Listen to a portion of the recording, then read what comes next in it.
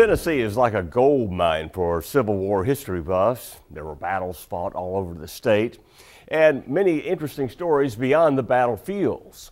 Recently, Rob Wiles found a place in Whitwell, just north of Chattanooga, where you can enjoy a fascinating history lesson and a flavorful dinner at the same time. Up here on Lookout Mountain, one of the pivotal battles of the Civil War was fought. Of course, lives were changed by the battle and ways of life changed by the war itself in ways we can't even imagine today. All that's gone, of course, but it's resurrected once in a while in a restored church just north of here.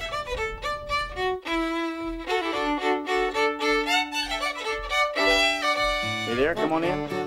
That fella who's dressed like a Union soldier from around 1863 is Steve Gibson. And this is where a bit of 1863 comes back to life at the Button Willow Church Civil War Dinner Theater in Whitwell.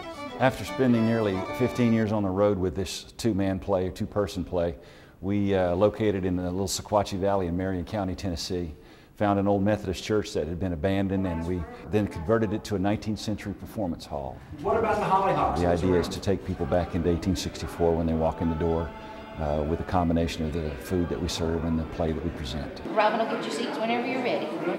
Steve and wife Allison put on a two-person show here, set in a time they both love, the 19th century. We can't explain it to you. We can't explain why we go out and reenact and stand in the mud and the rain and the heat, or stand in a foot of snow, you know, firing cannons at our friends. It's in the heart. Can't explain it. The heart and the stomach are taken care of here. It is a dinner theater after all, and Allison says recipes are similar to ones that would have been served at the Confederate White House by First Lady Varina Davis. These recipes are very, very simple because things that they didn't grow, they pretty much didn't have.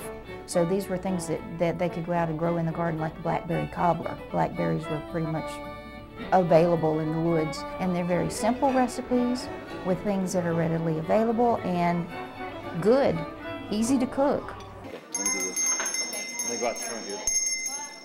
With the dinner dishes cleared, looks around the gift shop completed, and visits to the men's room where Yankee generals are honored, completed as well, everybody gets in the mood for the show. Now, this is not a dry history lesson here, although a history lesson is what it is, wrapped around a story of a brother and sister who find each other on a Civil War battlefield. Is it all right to come out? I'm dang, is that a woman? No, it ain't a woman, it's your sister. He, a Union soldier, she, a Confederate sympathizer, and, as played by Allison, definitely no shrinking violet. I said personal business, it ain't none of your business. During this time period, if men went off to war, they could be gone for 3 or 4 years, and you don't know where they are, and you don't know if they're coming back. But you wanted them to have a home to come back to if they made it back, and that was all up to you. So you learned how to, you know, take care of a hog and render the fat and whatever you needed to do on your own. And some people had help. Most people didn't have the help. As the show goes on, we learn about all kinds of things, each wrapped in a bit of humor. Well, after they added the 13th star, they changed it to an orange bunting. Yep, Tennessee coach come up with that one. He did not. Sure he did. He did not. It's this kind of stupid remark. This is where bad history comes from. People like you making just off-the-cuff remark. And you know, somebody in this audience is going to hear you say that and then make that remark somewhere going down the road, and somebody's going to listen and they're going to write it down in a book, and then it'll end up in a textbook and we'll never get it out. That's right, because if it's writ, it's right. Well, not necessarily, which is why Steve did his own research for the play. Everything we do in those 2 hours on stage, even the silly stuff, is all based on first-hand accounts. My research goes back to source material. I read the words, the memoirs, the military reports. That's where you get it.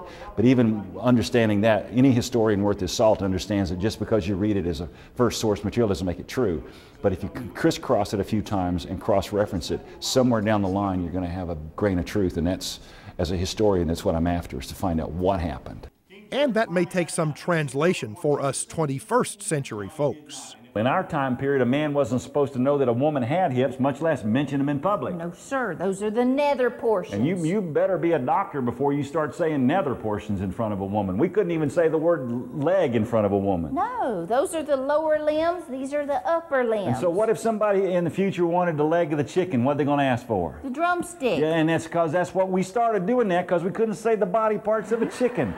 What if we wanted the breast of the chicken? Can't say that word. What? It's the white meat. White meat, that's right. But you know, the word bosom was okay in our time period. They could, they bosomed all over the place in our time. We could bosom here and bosom there, wherever you want to bosom. I can't see you going down to Chick-fil-A and ordering a chicken bosom sandwich with pickles. I'll do it. It's worth doing. I mean, reliving a bit of a long past era and learning some true history in the bargain at the Buttonwillow Church Civil War Dinner Theater in Whitwell.